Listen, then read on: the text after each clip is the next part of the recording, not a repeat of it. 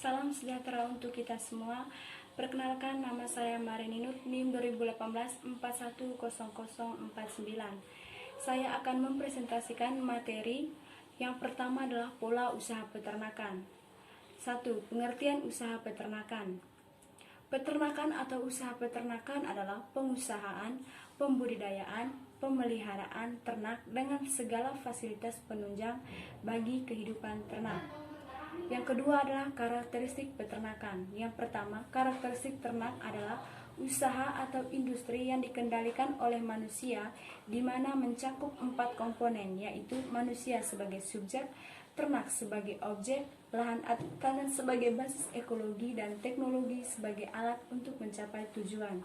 Yang kedua, karakteristik usaha dinamis. Yang ketiga, karakteristik produk peternakan, yaitu karakteristik hasil utama ataupun hasil sampingan usaha peternakan. Yang berikutnya adalah karakteristik produksi peternakan, yaitu faktor-faktor produksi usaha peternakan yang jumlahnya relatif banyak serta dominansi pengaruh terhadap lingkungan yang besar. Karakteristik sistem usaha peternakan terdiri dari sistem intensif dan sistem ekstensif. Yang berikutnya adalah karakteristik tipe ternak berdasarkan pakan, yaitu ternak ruminansia dan ternak non-ruminansia. Tujuan mempelajari usaha peternakan adalah pengetahuan usaha tani dan usaha peternakan, memberikan landasan teoritis tentang seni manajemen, bagaimana membuat dan melaksanakan keputusan pada usaha peternian atau peternakan untuk mencapai suatu tujuan yang telah disepakati oleh manajer atau keluarga petani atau peternak tersebut. Jenis-jenis usaha peternakan. Yang pertama, atas dasar tingkat jumlah produksinya dibagi menjadi peternakan tradisional, peternakan backyard, dan peternakan modern. Yang kedua, atas dasar cara pemeliharaan ternak dan manajemen sumber daya peternakan dibagikan menjadi beberapa kelompok, yaitu intensifikasi usaha peternakan, semi intensif usaha peternakan, dan ekstensifikasi usaha peternakan. Yang ketiga, berdasarkan macam output suatu usaha peternakan. Yang pertama, usaha peternakan pembibitan, usaha peternakan penggemukan, usaha makanan ternak, usaha pengolahan hasil ternak, usaha mesin-mesin peternakan, dan usaha pemasaran hasil peternakan. Berikutnya saya akan menjelaskan materi tentang analisis finansial usaha peternakan. Yang pertama adalah motif berusaha. Motif ekonomi yaitu setiap alasan, dorongan, dan kegiatan yang dilakukan seseorang atau badan untuk melakukan suatu tindakan ekonomi. Misalnya, orang bekerja, motifnya agar dapat memenuhi kebutuhannya. Motif ekonomi adalah faktor pendorong untuk bertindak secara ekonomis, yaitu motif untuk memenuhi kebutuhan.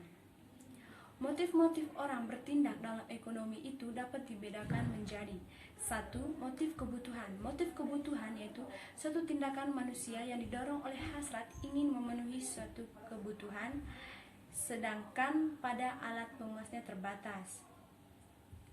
Yang kedua adalah motif memperoleh laba. Motif ini untuk mendapatkan laba, yakni segala sesuatu yang mendorong manusia untuk melakukan suatu tindakan ekonomi untuk mendapatkan laba atau keuntungan. Yang ketiga, motif sosial. Motif sosial yaitu segala sesuatu yang mendorong manusia untuk melakukan suatu tindakan ekonomi karena ingin menolong sesama. Yang keempat, motif mendapatkan kekuasaan ekonomi. Motif untuk mendapatkan kekuasaan ekonomi ini yaitu suatu keinginan manusia yang sudah makmur tetapi masih untuk melakukan suatu tindakan ekonomi dikarenakan adanya dorongan untuk mendapatkan sebuah kekuasaan di berbagai suatu kegiatan usaha dalam sebuah perekonomian. Yang berikutnya adalah motif mendapatkan penghargaan. Motif untuk mendapatkan penghargaan yaitu suatu tindakan manusia yang didorong untuk mendapatkan suatu penghargaan dari orang lain. Berikutnya adalah materi analisis finansial. Analisis finansial adalah analisis kelayakan yang melihat dari sudut pandang petani sebagai pemilik. Analisis finansial diperhatikan di dalamnya adalah dari segi cash flow, yaitu perbandingan antara hasil penerimaan atau penjualan kotor atau gross sales dengan jumlah biaya-biaya yang dinyatakan dalam nilai sekarang untuk mengetahui kriteria kelayakan atau keuntungan suatu proyek. Analisis finansial bertujuan untuk mengetahui perkiraan dalam hal pendanaan dan aliran kas sehingga dapat diketahui layak atau tidaknya bisnis yang dijalankan. Menurut Husnan Suswarsono tahun 2000, analisis finansial merupakan suatu analisis yang membandingkan antara biaya dan manfaat untuk menentukan apakah suatu bisnis akan menguntungkan selama umur bisnis. Berikutnya saya akan menjelaskan materi yang ketiga, yaitu materi tentang pasar.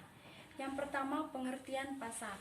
Pasar atau market merupakan sebuah tempat bertemunya pembeli dengan penjual guna melakukan transaksi ekonomi, yaitu untuk menjual atau membeli suatu barang dan jasa atau sumber daya ekonomi dan berbagai faktor produksi yang lainnya.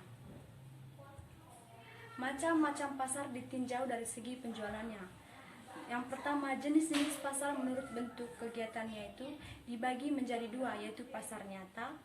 Contohnya itu pasar swalayan dan pasar tradisional. Yang kedua adalah pasar abstrak, contohnya pasar online, pasar modal, dan pasar valuta asing dan pasar saham. Yang kedua, jenis-jenis pasar menurut cara transaksinya, yaitu pasar tradisional yang hanya menjual kebutuhan pokok sehari-hari. Yang kedua, pasar modern, yaitu contohnya pasar plaza, mall, dan tempat-tempat lainnya. Yang ketiga, jenis-jenis pasar menurut jenis barangnya, yaitu pasar barang konsumsi, suatu pasar yang memperjualbelikan berbagai jenis barang yang dapat dikonsumsi guna memenuhi kebutuhan manusia. Yang kedua, pasar sumber daya produksi, contohnya tenaga kerja, mesin-mesin, tanah, dan tenaga ahli. Fungsi pasar, fungsi distribusi produk. Fungsi pasar sebagai tempat distribusi produk. Hal ini karena banyak terdapat konsumen, sedangkan penjual sebagai distributor, artinya barang yang dijual tersebut tidak diproduksi sendiri.